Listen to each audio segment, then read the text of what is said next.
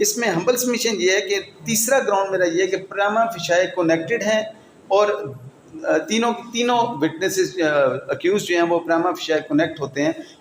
بیل stage پہ basically honourable court نے جو ملاحظہ کرنی ہے چیزیں اس میں یہی ہے کہ کیا پراما فیشائے کنیکٹ کرتے ہیں. اگر کنیکٹ کرتے ہیں اور کسی قسم کا ڈاؤٹ نہیں ہے تو اس صورت میں ان کو بیل کا ریلیف نہیں دیا جائے گا. 394 PPC ہینیس اوفینسز میں آتا ہے اور جس میں جو امپریزنمنٹ ہے وہ عمر قید تک ہے, لائف امپریزنمنٹ ہے, اور منیمم اس میں وہ 10 ایئرز اور 4 ایئرز تک کا کیا گیا. یہ پروہیبٹری کلاس میں فال کرتا ہے پراپرلی 497 کی, جس کی وجہ سے یہ کسی طرح کی رعایت کے مستحق نہیں ہے. اس میں اہم بات یہ ہے کہ یہ ہیبیچوئل اوفینڈر ہیں, ان کا پریویس ریکارڈ بھی موجود ہے, اس سے پہلے بے شمار مقدمات میں موجود ہیں, اور اس میں جو انجریز ہیں وہ وائٹل پارٹ میں ہے, دونوں انجریز وائٹل پارٹ میں ہیں.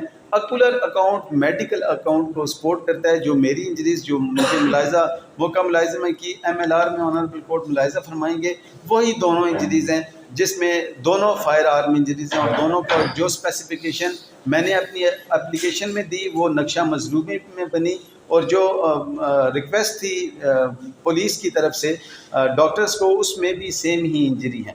اور اکولر اکاؤنٹ میڈیکل اکاؤنٹ کو سپورٹ کرتا ہے, اس لیے کسی قسم کا ڈاؤٹ کریٹ نہیں ہوتا.